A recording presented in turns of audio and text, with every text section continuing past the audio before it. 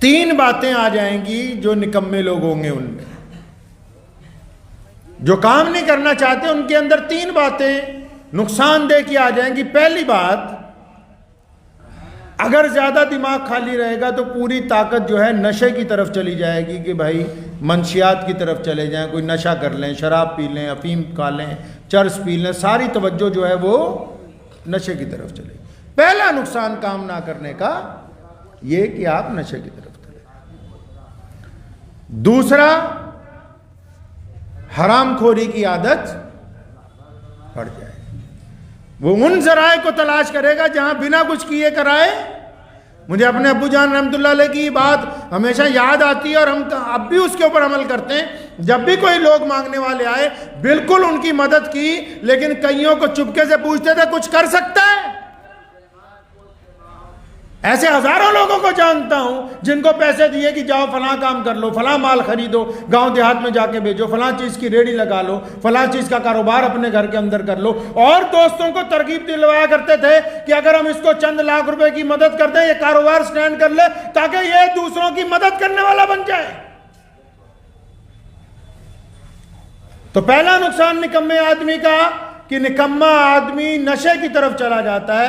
दूसरा नुकसान निकम्मे आदमी का यह है कि दूसरा वो हरामखोरी की तरफ मुकम्मल तवज्जो लगा देता है। अब तीसरी पहचान निकम्मों की क्या है कि वो हसद करने लगता है। क्या करने लगेगा जी? उसको अपने पड़ोसी से तकलीफ हो जाएगी कि ये कामयाब कैसे हो रहा है, अपने भाई से तकलीफ हो जाएगी कि ये कामयाब कैसे हो रहा है, अपने रिश्तेदारों से तकलीफ हो जाएगी कि ये कामयाब। क्यों ये तकलीफें क्यों हो रही हैं? क्योंकि खुद कोई काम नहीं करना है।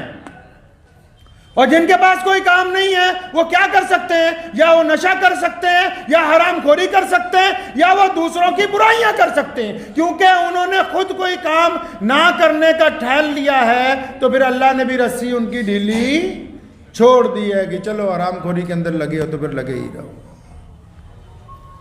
इस्लाम चाहता है दुनिया के लोगों से, मोहम्मद रसूलुल्लाह सल्लल्लाहु अलैहि वसल्लम चाहते हैं कि आप मेहनत करें।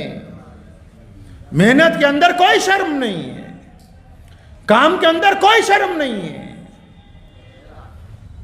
जो मेहमान रसूलुल्लाह सल्लल्लाहु अलैहि वसल्लम के घर ठहरा और उसने आपका बिस्तर नापाक कर दिया, सोए पड़े, इस्तिंजा कर दिया बिस्तर पे, जब वो वापस आया उसने देखा कि उसकी नापाकी के ऊपर मोहम्मद रसूलुल्लाह पानी गिरा रहे हैं ताकि वो नापाकी जो है पाकी के अंदर तब्दील हो जाए। काम करने में क्या शर्म है? मोहम्मद रसूलुल्लाह सल्लल्लाहु अलैहि वसल्लम ने अपने हाथ से बागीचे में हजारों दरख्त लगाए जो आज मदीना मुनव्वरा के अंदर मौजूद हैं।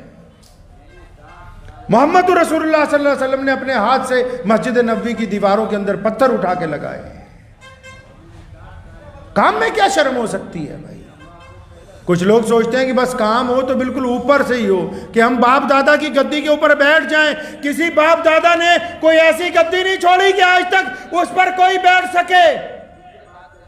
तारीख उठा ले पूरी दुनिया की, जितने लोग बड़े बड़े बादशाह बने, बड़े बड़े आलिम बने, उनकी नस्लें तबाह हो गई। क्यों?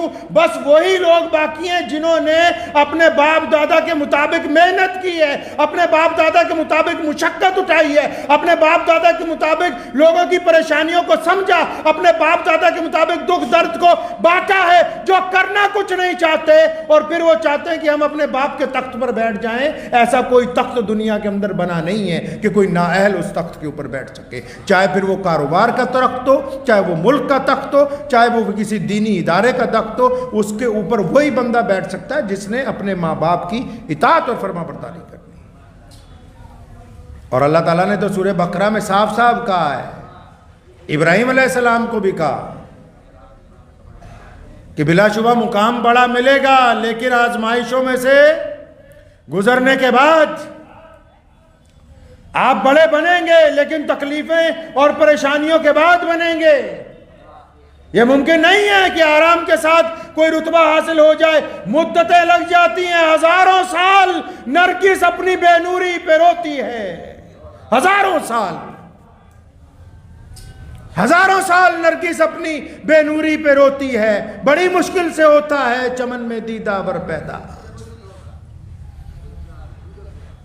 अल्लाह तबारक व तआला की रज़ा हासिल करने के लिए अगर आज आप कारोबार दयानतदारी से शुरू करेंगे तो जब आपकी उम्र गुजरने वाली होगी उस वक्त आप एक मेयार पे पहुंचेंगे, लोग कहेंगे खड़े होकर ये फलां सेठ साहब का मकान है, फलां की ये कोठी है। ऐसे थोड़ी कोई बन सकता है, मेहनत शर्त है। और हमारे रसूल हज़रत मोहम्मद रसूलुल्लाह सल्लल्लाहु अलैहि वसल्लम ने हमें क्या समझाया कि हमको मेहनत करनी है। करेंगे जी इंशाअल्लाह, हर हालत में मेहनत करनी है। और जो नहीं कर रहे उनको तरगीब देनी है, और जो पीछे हैं उनका हाथ पकड़ के अपने साथ चलाना है। अगर हम इंशाअल्लाह ताला दयानतदारी के साथ काम करते रहेंगे तो अल्लाह हमें दुनिया में भी इज़्ज़त अता फरमाएंगे और आखिरत में भी इज़्ज़त अता फरमाएंगे। दुआ कीजिए अल्लाह ताला इन बातों पे अमल की तौफीक अता फरमाए। व आखिर दावाना अनिल हम्दुलिल्लाहि रब्बिल आलमीन।